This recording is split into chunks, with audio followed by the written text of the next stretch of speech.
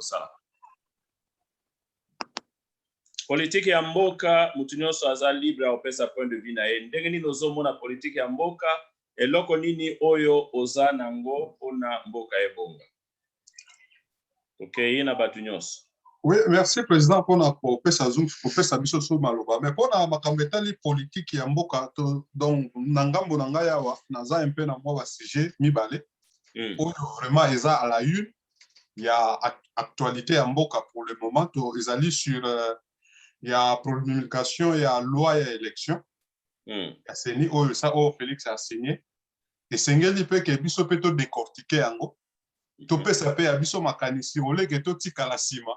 Ke tangu makambo eza kokende biso pe to ya pe na we ya biso makanisi siko to moni ezotambola malamu te toloba ke siko eza malamu te pe ya mibale ezali ke loi oyo nani Chani na député Ntingi Pululu bakendaki ko déposer na niveau ya parlement pour que ba na ko débat tango esengeli pe ke to pesa lango pe makanisi pour que ba décision oyo ekozwa mawana de manière d'une autre eko affecter mutu nyonso ya moni senga ke soki likambo moko esalami biso pe to participer na yango esiko to moni eza mabe to lobite ko to eza malamu te po to yeba ba moyen ni oto koki kotia pona koyeba ko telemela ba biloko mususu oyo à la longue ekotia biso na ba difficulté.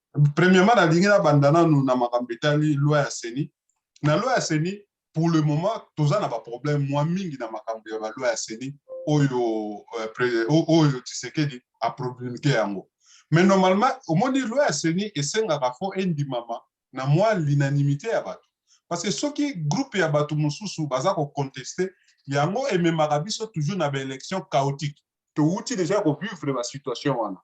O ke tozoloba lelo oyo église catholique tout moni pe bato ya église protestant na ba loi wana baza nango d'accord te. O ebongi malamu sengeli ke eza encore retardé ke bazonga bazwa ba compromis bango nyonso bandimama parce que modèle oyo ndenge ba présenter les yango et comme ma biso toujours na ba élection moko chaotique lisusu parce que modèle ndenge ba classé yango ke oyo azali mutu ya union sacrée oyo alandani na yaza mutu ya FCC oyo alandani aza mutu ya union sacrée oyo alandani aza mutu ya FCC donc ça dit système wana yango zo tiaka biso na ba problème na niveau politique ya mboka na biso ya tant dozo benga ke il faut ezala indépendant il faut réellement ezala indépendant parce que biloko oyo changement kozala te il y a même problème.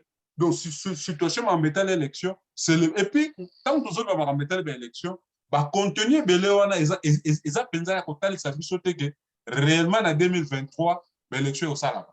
Pourquoi? Parce que jusqu'à présent, est-ce que le gouvernement est en place? Bazali n'a pas capacité à connaître combien déjà, aussi, c'est le déjà.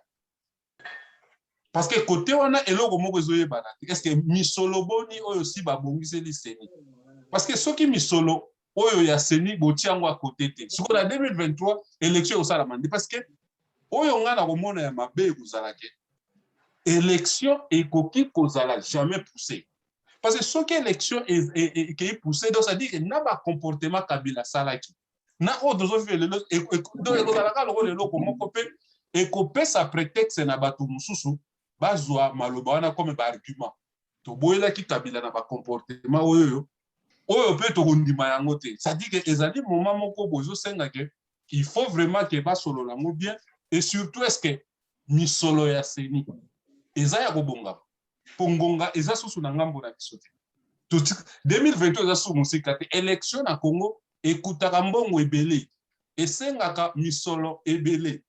Or que biloko wana déjà dans la premier jour au quotidien na bokonzi déjà obandi ko bongisa yango malembe mais na modèle tozo kende tokozonga ka susu bato bimaka na balabala bato bakufa kasiko est-ce que to keili boso to tozongisi ba ya mibale oyo nazolobela ya makambetali ya Chani est-ce que motuna nanga naza ko mituna ko est-ce que ezali vraiment opportun na moment oyo to kende na makambo oyo na modèle o mboka ndenge ezaleli toza na première identité na mboka wana toza na première ba guerre na mboka wana biloko makambo nyonso esengaka tango bokomi na kimia na mboka botie eloko na esika na yango siko bobandi kolandela ndenge nini tokoyeba ko bloquer mais pour le moment ezaka ko créer ba problème d'abord et ko créer fissure na kati ya union sacrée déjà so bandi ko ka ba déclaration déjà ya batu ya ensemble déjà bango déjà bandi déjà ko bageno si bozo kende na modèle oyo biso tokobima siko tango bokobima na bango ba kende wa. C'est ça les problèmes. Nous sommes et qu'on crée toujours des problèmes. Or que pour le moment, nous avons et subir des problèmes belés. Tous en abossé nga ya boyo kaka ba biloko ba modèle wana ke comme ça na tiki la pe bande comme ce soit pesa pe makati. Merci mingende ko to pesa ki 5 minutes lokola yo mto pesa ba agrimé belé. Ozara peta ko loba na politique ba tumsu ba ya ka koyoka. Ya ona ninga ki yo loba po belé on dirait tozolanda politique ya mboka te. So yo bomoni chaque réunion awa na tuna ka mutu nyonso aloba makamba politique eko sunga biso na makambe belé. Tolanda ka évolution ya makamba mboka. Tokanisa te ke toyaka tozoyeba makambo mboka neza ya mutu musu te za ya ngana yo ndenge tofandia. Tozana rôle à jouer po mboka wana ebonga. 61 ans indépendance na to bandi ko bongisa mboka te. Il faut tolobela ngo. Et l'obelango na liberté nyonso mutu akokondane yo azate. Ezaloza pour régime, ezaloza contre, ezala libre. Eza mboka na yo, mboka ya mutu musute. La mususu okanisa kolobela Angleterre te, eza Angleterre te. Olobela Congo, mboka ya yo. Ozala fier que c'est mon pays. Lobela yango. Ngali ngina loba président. Tozo yo kayo mamanje. Bon. Makila na ngai ezali makila ya mwana ya politique. Oyebi papa na ngai asali na lumba. Ye na ye kobala mombali ya politique. Etikali na makila na ngai. Wanzi président. Ya solo moto moko aboya mbongo azali pete. Mokili mobimba mwasi mombali mwana balingi mbongo.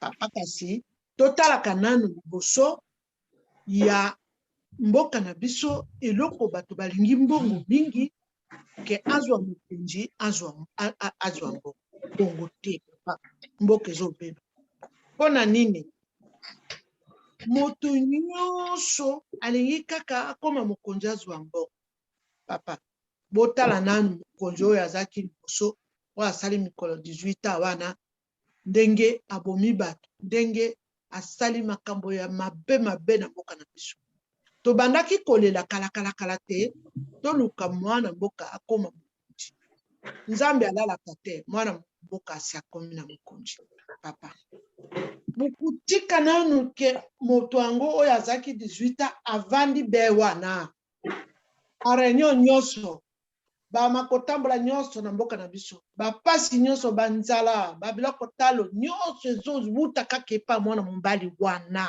po afandi kaka wana aza pe na mbongo ebele aza pe na basosiete ebele aza kopesa bambongo na mikili mosusu po batikaka ya vanda kaka wana ai papa bino bana Kongo bokoki kosala kotala na se likolo bongo boyeba te tokomi kotuta na mutu boye ndenge nini mutu oyo aza mboka na biso te toyokana tozala bomoko toluka moya ya mutu wana akende tokamata makambo na biso ekende liboso eloko te wanzi president bino bomonaka makambo wana ezali mikolo nyonso kaka oyo tovanda boye soki ezalaki te ye azalaka te mais peut-être tokokoloba makambo politike ya solo mepenja te tokokoloba pe ya moke ndinga botia makanisi bino mbanso bosangana bokamata mutu wana akende nsima boyeba mboka so bato bazoseka bino situ bino bana mibali bazoseka na bana basi Kongo ya basi ya biso nyos Kongo ya biso nyos okay merci okay isiko ya biso nyos mama na basi na mibali nazo mwana penja nalingi nanga koloba ebele pete po muta comprendre nalingi na lobambo ke kaka ndenge na ebisio bosala makasi bokutana bozala moto wana akende botikala kosala makambo na bino ata bobomani likambo pete po botikale bino moko ozomona papa bato bazoseka makasi bato bazoseka bato baza congolais bazoseka biso yesolo oyoki mama Angela alobi likambo ya mutu ya toke siko nani mususu azolinga makambo ya politique Paul toke pa Paul. Merci président mpona kopesa ngai parole. Ngai nazotuna kaka motuna na mutu nyonso na biso bana Congo support akozala na yano akoyanola ngai. Est-ce que loi ya la congolité à la tête du pays notre président premier ministre loi eza sika ekomama te na institution na biso ya Congo to ese ekomama te eza bongo ya sika sikoyo eza kaka nanga namoni eza kaka biso bacongolais ya 100% de père de mère bango moto batiaki kabila na nini na pouvoir. Alors sikoyo ye tiani azocorrige erreur to fallait corriger yango depuis il y a cela 18 ans oyo kabila atikaki mboka na apartheid azalaki wakalakala wana azocorrige erreur to alingi soit azoserachete mutuna na ngai ezali kaka wana kwa ye azalaka te na ntango ya kabila ye sikoyo azalaka kosala na poto aye kocorrige erreur. Wana turepondre na mutusi ye aye na likanisi ya sika ezalaka te kala donc aye kocorrige yango alobi mboka etamboli na bapaya mingi baosakana na yango il faut vraiment bana mboka bazwa mboka ekopesa fierté ya biso bakongwana. Président toke na mutu mususu tokozongela yo te wana na yanoli na mutuna ya ndeko Paul tokozongela ndeko Simon nani azana likambo ya politique ya mboka po to banda ba débat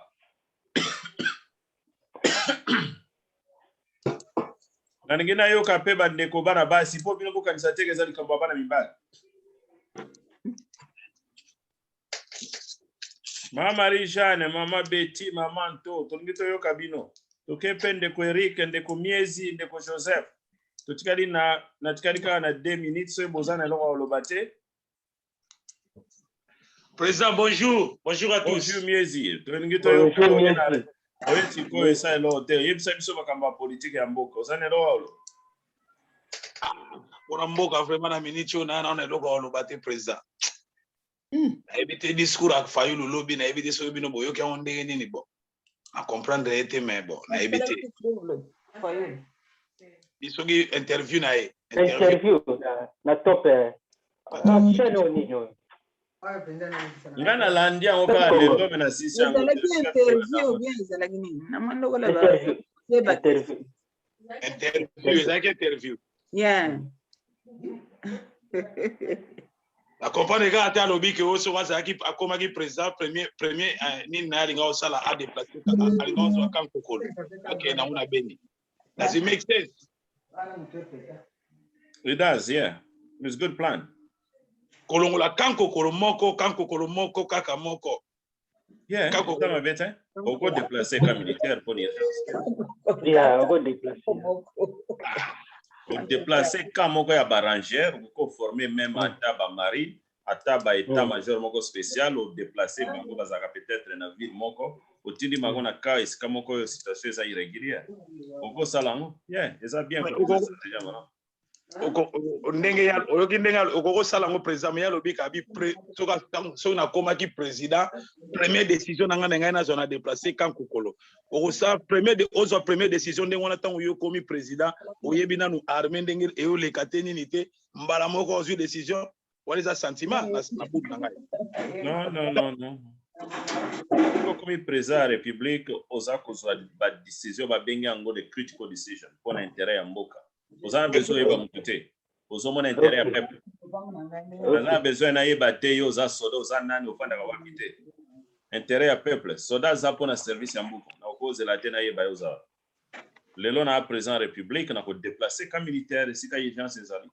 Na za besoin na ye te so ki bozan ndenge ni za na let. Bozaba soda. So bozaba soda te bo démissionner. Yeah, mais président wana za so ki mboka za normal na état mboka na so ndenge ezalaki soko sali bongo parce que oyebi batute malgré le but que soit décision pour l'intérêt à peuple mais faut oyeba armango ndenge zo tambola faut oyeba wana ya ba tumo ba benga bango ba psychologue aux politiciens te comme psychologue c'est ça aux politiciens te ba psychologue ba raisonna ka ebele o mona est-ce qu'il faut mutona yebiye azandenge nini te tango aux politicien aux comme intérêt à peuple intérêt à peuple ezali priorité na yo pour the most critical decision posana tante na kende koyeba non ba soda na yebi rôle ya ba soda pour protéger école mais parti école les en a danger na ko déplacer camp militaire moko bi équipe moko rapide même des divisions spéciales présidentielles tu sais que la salle yango atindi division na ya sika ba uti ko formation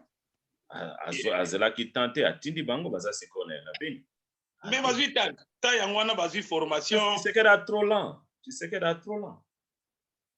azeli 2 ans pour avoir décision il est trop lent à sacrifier peuple congolais et à ba décision lokola mutu moko azoye ba te peuple au souffrir trop lent miezi même le loso comme président kozela makambo neti ndeko na biso chilomba ozela te sacrifier bana mboka kozala lente ochenga bul na coach esprit président na coach esprit ba esprit na musala wana esprit c'est que trop lent l'intérêt ya Tshisekedi est très dangereux pour le développement. Bosala makasi Kabila akende bozala esika moko boyo. Na moment oyo même Kabila ba Canadien basenga ki bakanga ye Tshisekedi azo retarder dossier wana il est trop lent toute chose. Ye mutasenga ki bakanga yete ba Canadien ezali ba ONG ba Canadien na ba ministre ya ba gouvernement canadien na support ya ba gouvernement anglais. Yango Tshisekedi mikolo azo kanate na ba anglais. Ba anglais bazo il faut libérer Kabila azo lingate. Mais président, ngana go bakisaka abo. Ouais. Soki oyo tozo vivre lelo, eza parce que départ ezalaki mabe.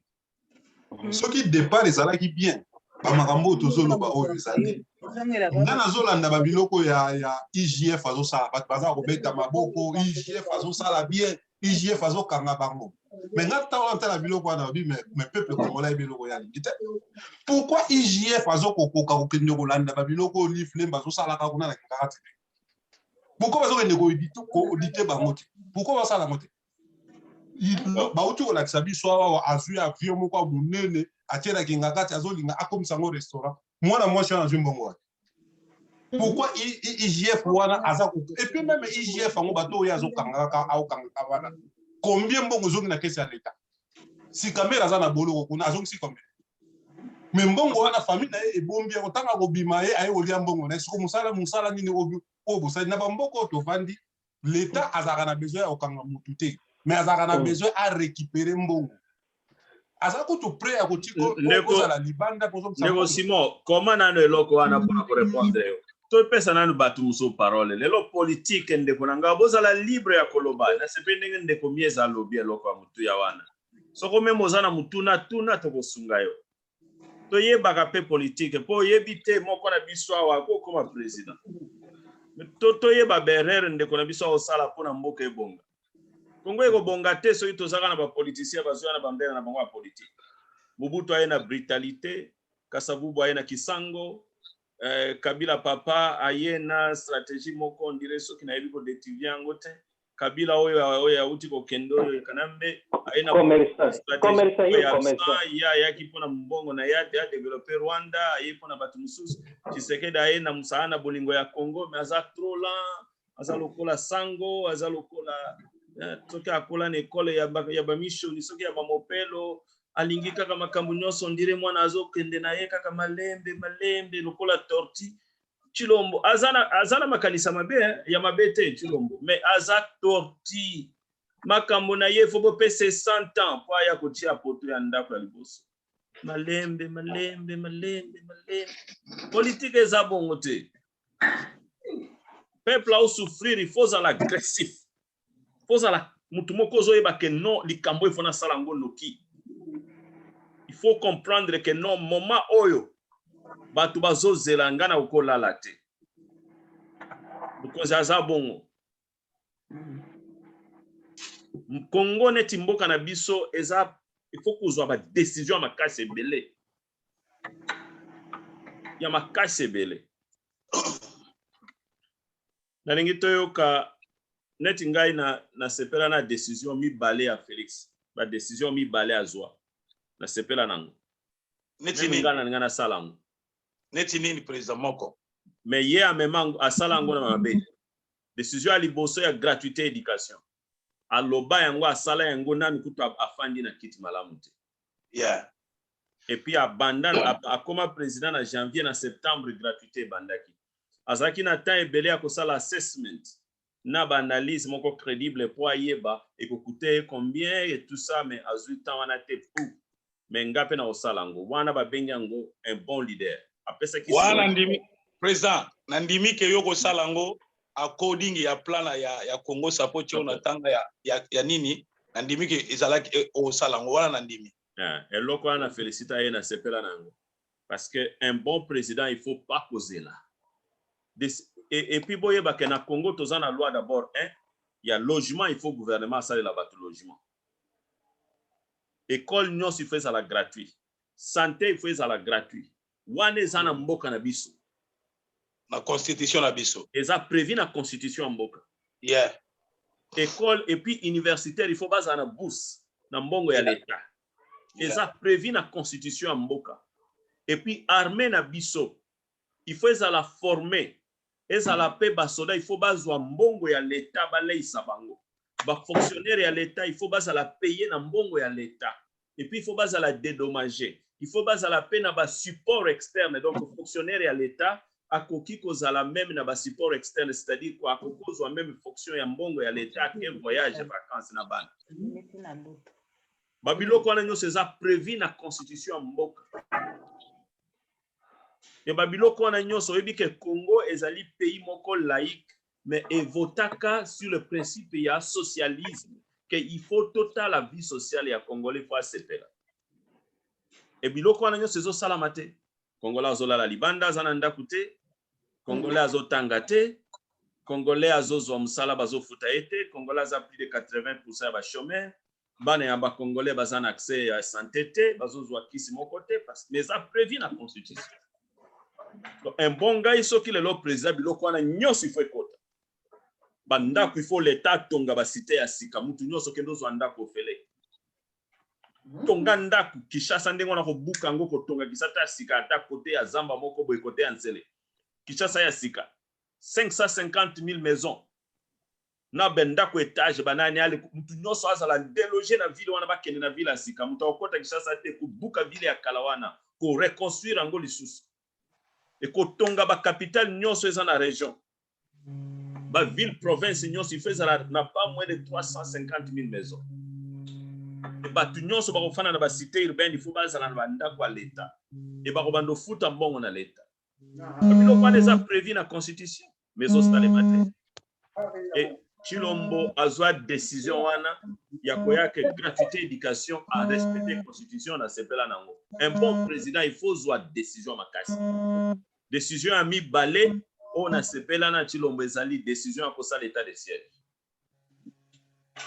sepela kinango na mona qui est que c'est un courageux a longoli ba gouverneur a remplacé par le gouverneur militaire et a sengi renfort ya ba militaire et ba pays limitrophes par exemple Kenya et a eu décision que il faut ko éradiquer sécurité immédiate ya ba peuple wana après si délai à 3 mois sengi na parlement va renouveler au cas nécessaire c'est un bon président wano sentir que azana kanda ayoki kanda ya peuple mukozi azala bon wana bido mi balé na sepela na chilo mais soko ko yebisanga makambo mususu na zomone lokola donc azana besoin ba conseiller et c'est grave nga par na Congo support to rendre congolais moko te pauvre mboka wana za ba pauvreté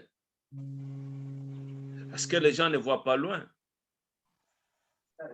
donc tokoya kolobela makambo na ngai après tokokende tokoloba makambo tozana ngona vision ebele ba omona ngo lokola miracle ngai lelo président na Congo histoire ekotikala batu bakolobela ngo ata na 50 générations bakoloba ki ya un président ata 50 générations ekei ba bando lobela omoni ba anglais balobelaka Churchill ti lelo ba génération ba bossa na Churchill te. Il faut otika histoire ndenge ba congolais ba bossa na Lumumba te. Lumumba on a fait plus de 10 générations bazo bossa na Lumumba te. Ozomo ngayo kito donc na otika 50 générations. Kokama ke mboke tonga mieux que salamate batu balobi za bateau magique au bien. Oloba ke muto a changé Congo comme anglophone yewana. Muto a changé Congo ke Congolais za sukola la libanda te yewana. Muto a changé Congo ke mwana Congo azo tanga na classe ya kitoko pe azo kende ba vacances yewana. Muto a changé Congo ete mbongo ya Congo ekomi benzine za développer na kati ya Congo yewana. Muto a reconstruire ba chemin de fer moko sophistiqué yewana. Muto a renouveler via ba Congolais côté innovation na via ba Congolais ba comme une esprit ba créativité. Congolais moko asa sous pauvreté yewana lokola Saudi Arabia. Histoire écotique là. Et nous avons besoin de 10 ans. Non, elle aura bouquet. Bon, donc tokende na makambo nanu ya politique wana na laisi bino nanu o ezana mutu. E koma mina mikanda mkole kozala nzamba osu. Toke sikoyo na makambo ya politique mutu mususu ana likambo oloba pona politique mboka.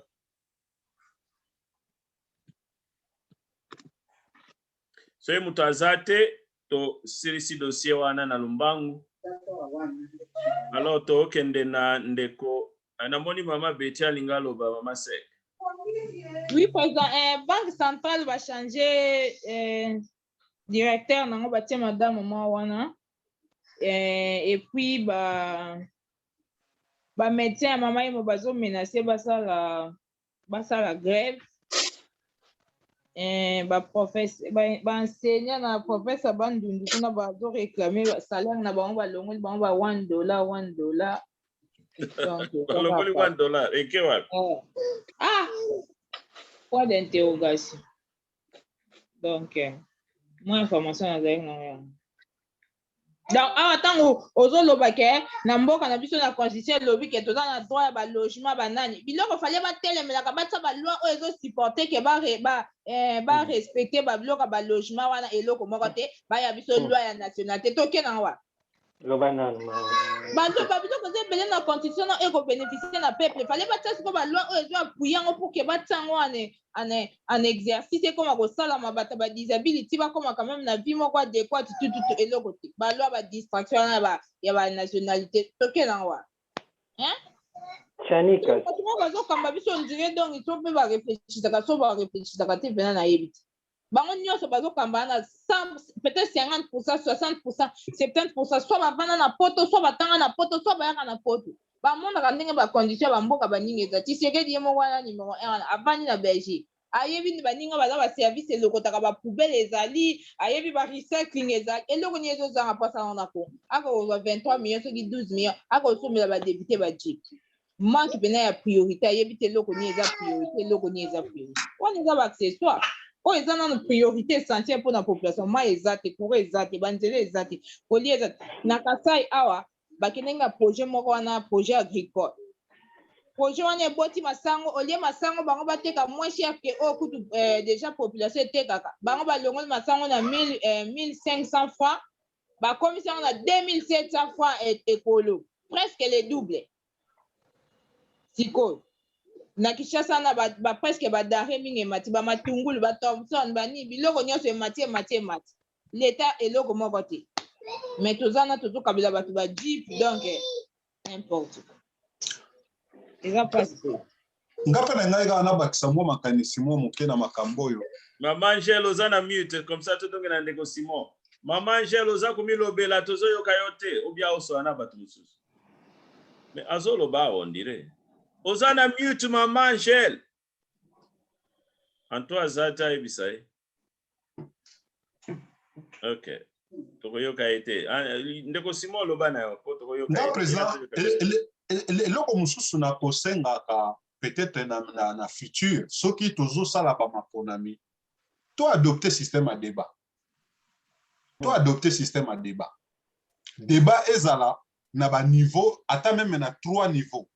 ezala na débat moko oyo ezali na audience ya bana université oyo baye mpona koposer baquestion na bato oyo bapostule et puis ezala na question débat na face à face na population. Et puis so otali depuis baélection bana na mboka na biso balingaka makambo ya débat wana ti balingaka débat te parce que débat nde esalaka ke oteka mayele na yo na bato yango monaka ke motu so azokende luka mosala babengaka ye na interview. Pourquoi babengaka ye na interview?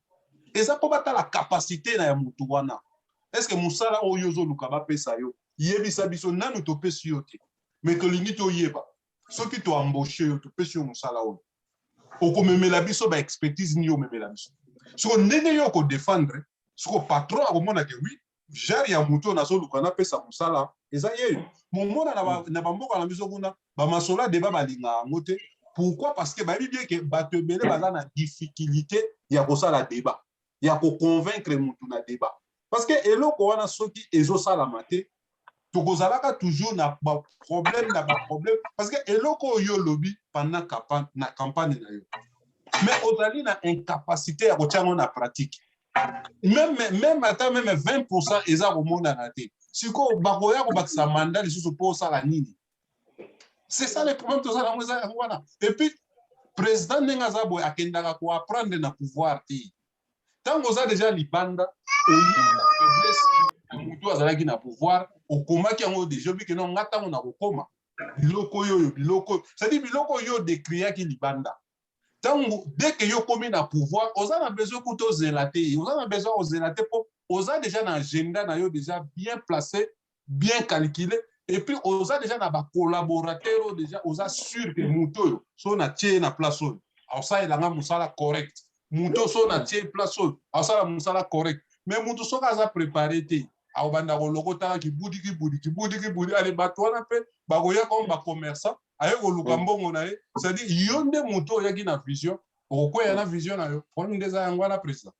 Merci mingi en tout cas totuke pa mama sek ndenge mpasi mwa azoloba oto installe badébat ata totie badébat bapoliticien na biso baza accountable te il ne respecte rien baparole na bango barespectaka tata baye na débat Tshisekedi wana combien de biloko alaki combien réalisé baza accountable te balobaka bapromesse mais batendaka na bango bapromesse na bango te ndenge olobi wana ntango ozwa na pouvoir fo oza déjà na équipe no déjà opréparé ke oyebi ke lelo so na wi na kotravaille na bato boyeboyeboye programme na kosala yango obe Tshisekedi 2 ans yango déjà na pouvoir ba journaliste nyonso bazoloba oh le chef de l'état est mal entouré boy 2 ans jamais à changer équipe wana il continue à travailler avec eux it means aza d'accord aza happy na ba résultat o équipe wana ezopesa siko biso tozo se plaindre pour ani kaza mal entouré oso kaza ki mal entouré monike ba conseiller wana musala bazosala les bien il fallait changer la team na mazo toujours continuer na même team à part directeur à cabinet Vital Kamera Longwanda changer directeur mais bango nyonso na bazawa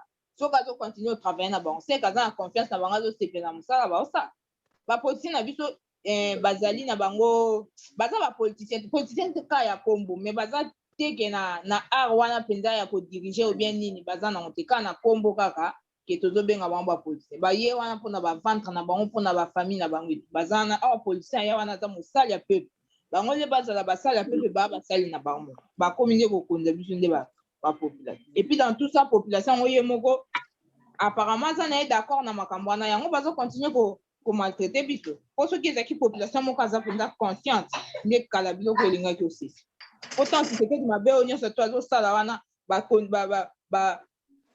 bazo entouré wana makambo to bazosala na c'est ye nde il y a pas de mauvaise équipe ya chef nde kaka mutazala mabe si bango moko baza wana oyo to azosala Tshisekedi les gens applaudissent toujours asala eloko mabe bato na ye wana bazali wana bakoya kodefendre o Kabila asalaki bo est ce que Kabila akomi référence bango ntango mabe nyonso to baosala soko meki koloba ngo non o Kabila mpe na 2017 soki nini apesaka badepute est ce que Kabila biso nyonso toyebi ke Kabila il a mal géré asala mabe bakozwa Kabila lokola référence te bino boye bobi le peuple d'abord boye mpona changement apporter les changements comment reprendre la même chose que Kabila avait fait et puis bah Sabine Boy Kabila aussi l'avait fait donc comment on Kabila le quoi l'exemplaire to senga na anu eloko moko nde komoka ko benga mama Angele na mona olala ala muki alala imabe okay il faut boye bisa ya fungola po ojoyo ko te mama Mama. Oza ya kokangama. Oza ya kokangama longola.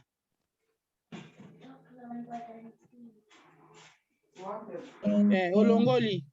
Te alongoli te alongoli sus. Alongoli. Afkangili sus. Alongoli. Tika bongo C'est grave. Okangili sus ba yo kote. Finaka place au finaki wana. Okay. Tika osimba lisute. Tika ka bongo. Merci papa. Merci. Obandolo bani po bayokaki makambo bandolo bati. Nga na lobi boye naza koloba na président Okito. Na lobi boye. Ozomona ba makambo yo ya. Ma Véronique aza kotangisa. Allô?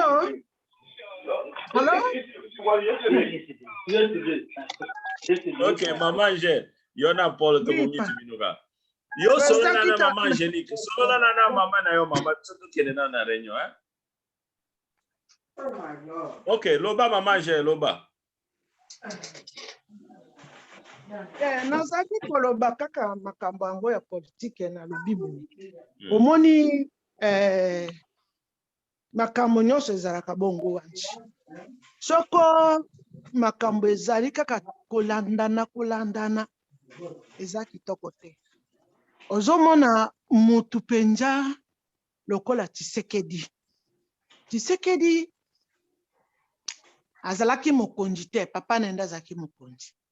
Soko omoni akomi kosala makambo wana ndenge azosala ezali azalaki komona nyonso papa azosala ndenge papa na azotambola ndenge papa na azoloba mingi aza nango.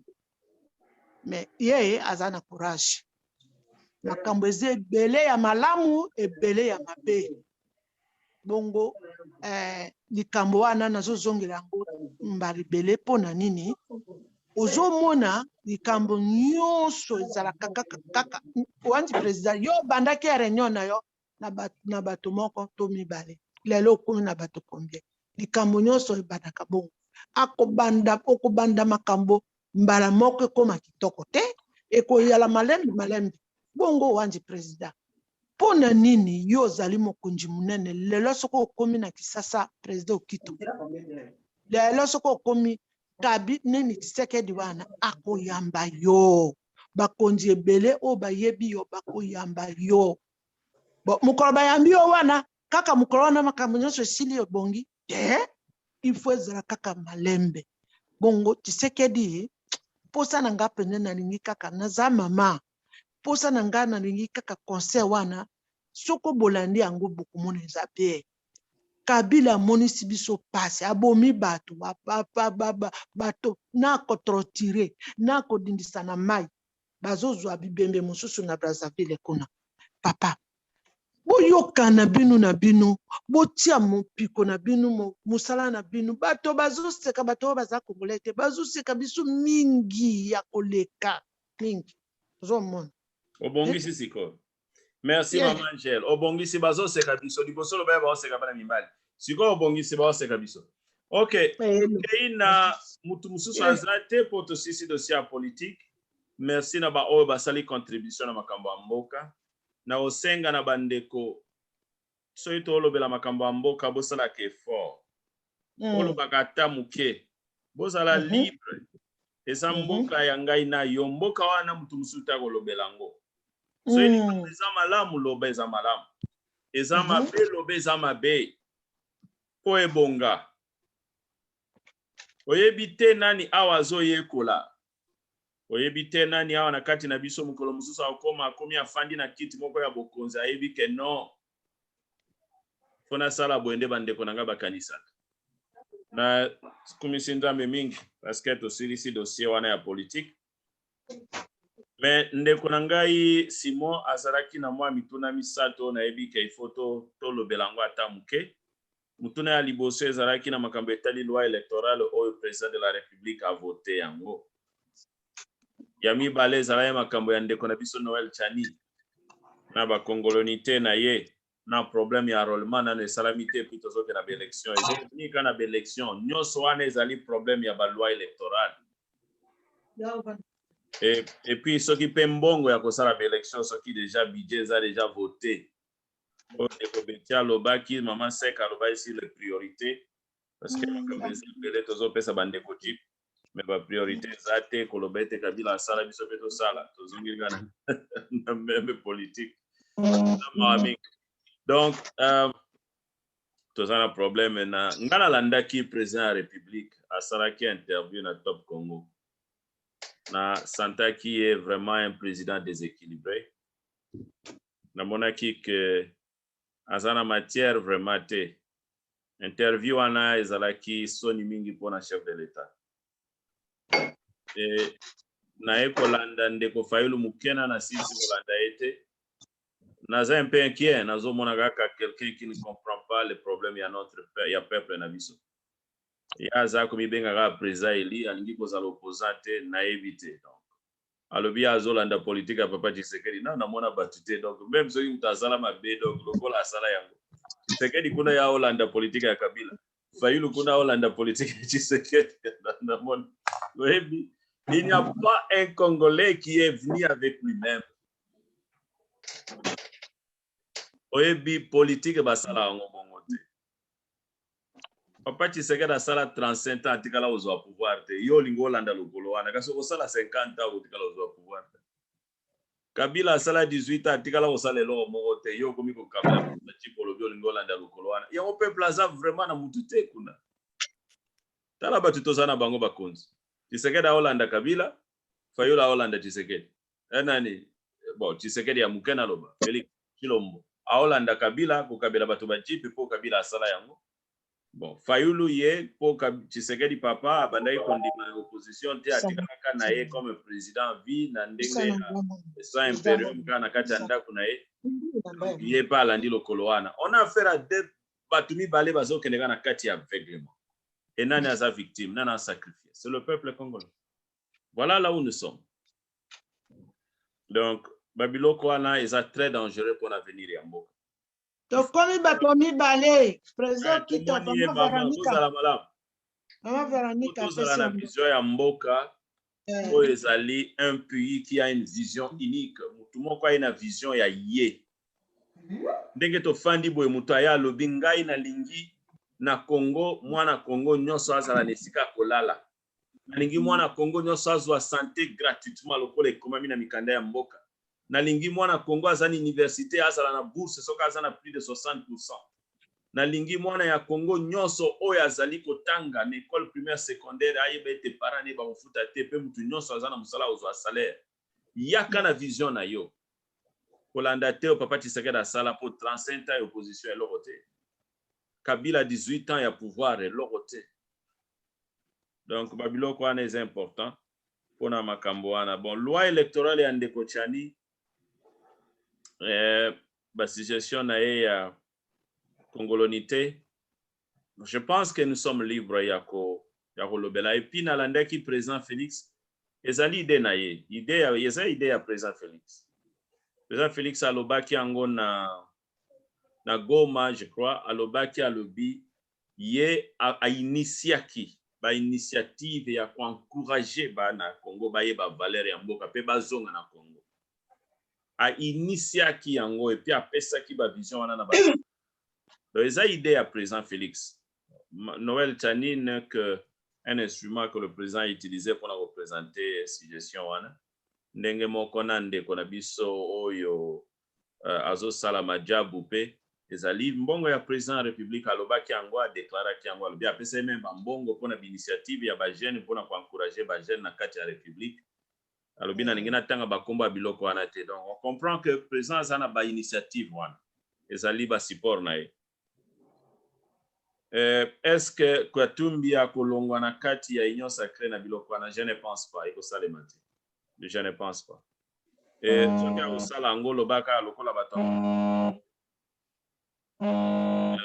Katumbi na bato na ye bazomona lokola bango nde baza kovise bango na baloi wana mais moi je trouve que ndeko miezi tokia ye na mute soki tolandi malamu na koyebisa biso bandeko lelo balwa wana oyo ya congolonité oyo ndeko Tiani azoya nango soki totali mpe eza na mwa baimplication positive, c'est-à-dire quoi ezali korenforcer na bajeune congolais bayeba valeur ya mboka oyo elobamaki na président ya république ye moko azolinga nde bajeune ya bacongolais balinga Congo. Donc quand il dit cela eza korenforcer bajeune bayeba ete ngai naza congolais donc ngai nde ifo nazala président na mboka oyo nazali congolais nabotami na papa na mama ngai nde ifo nazala premier ministre. omoni eza na baavantage nango mais le désavantage na loi wana ezali discrimination nango nde eza malamu te. Ngai naza socialiste biloko ndenge wana nakoki kovote yango te ekosalema te esika nga na fandi ekosalema te. Socialiste azali koprôner valeur sociale. Valeur sociale il faut ko reconnaître mutu nyonso. Biso na ba socialiste toloba mutu nyonso nzamba sala azali important za pays unique. Boko kamwa lelo ngai so na président en tout cas il y a de loi bato ebele ba kosepela na ngai te ponga na socialiste. Et tant que socialiste je vais voter ngai te so bolingi ngai te bo voter ba conservateur na ba nationaliste. Po socialiste nga ba biloko ndenge wana na oki même pas ekoloba mate na mesa na ngai na oyo sabino bolongo nango. Po bana wana baza ba victime te. Lelo ba congolais bazo bota bana na basi ebele. Bon bana wana est-ce que bana wana nde balinga ba bota bana ba papa wana ou bien na ba maman wana. Oya ko punir bango ke lokola papa no ya congolais te maman no ya congolaise donc yo ko ki kozala voter te pona ni. Différence na ega pona abotami na mama ya rwandaise ou bien mundele ou bien ya nani. Non, c'est ça c'est ou bien maman moko ya soki ya sud-africaine ou bien soki ya anglaise faute ya mwana wana isa. Ye mutu aponaki ba parents wana. Même soki akozala na ba penché na ye ya ba parents na ye. Et talio na nini ezali ça c'est eza babilo moko il fallait même pas loba. Pour un socialiste loba mate. Donc boza libre ya ko supporter yango, toza libre na ba vision bon. So mutu a socialiste a supporter loko wana na ko vérifier oza socialiste te obi oyebite loba bengi socialiste. So oza socialiste okoko supporter lo ndingo wana te lo. Mais na ebi ke ba parlement basi ba voter yango plus de 260 députés ndenge ndeko oya memi loi wana na parlement le bien donc c'est déjà un acquis pour Noël Tiani. Donc c'est bon. Mboka na mboka eza na bibeko nango. Problème à l'élection, on va en parler parce que loko wana ndeko Simon alobaki yango. Problème à l'élection ezali important. Ngai na ko revendiquer loi ya Tiani te na ko discuter nango te pe na ko memango na marche te ou bien na ko sala riposte moko te. Alors on a kotala na ko observer parce que eza na risque eza loi moko discriminatoire et puis eko même abiso nulle part. Le coste ya élection na biloko nyonso ya élection moi je crois qu'il faut to zelana parce que tozana temps ebele bato ebele ba pressé mais ngana zo eba ete élection normalement ekoko koma bakoko préparer yango en coulisses mais pona ba bimisela biso budget na biloko nyonso des important. Mais ce qui toza ko se précipiter na ebi ke bato ebele ba na expérience na Congo ndenge zalaka na dernière minute ba eko bimisela biso ke mbongo ezate. Mais si un pays bien organisé na ebi ete Tshisekedi akotika ko sala berere na vie na eme na ndimita ko sala erreur wa. Eze loko na koloba avec réserve. Akotika la jamais ko sala erreur wana po ebi ete a commis déjà présent Union africaine et puis abimaka libanda mingi akutana na ba président mususu. Et ce qui a meki ko retarder l'élection, en tout cas, il sera mal vu toute sa vie. Bakoki même ko sala coup d'état. Donc et ko sala erreur munen.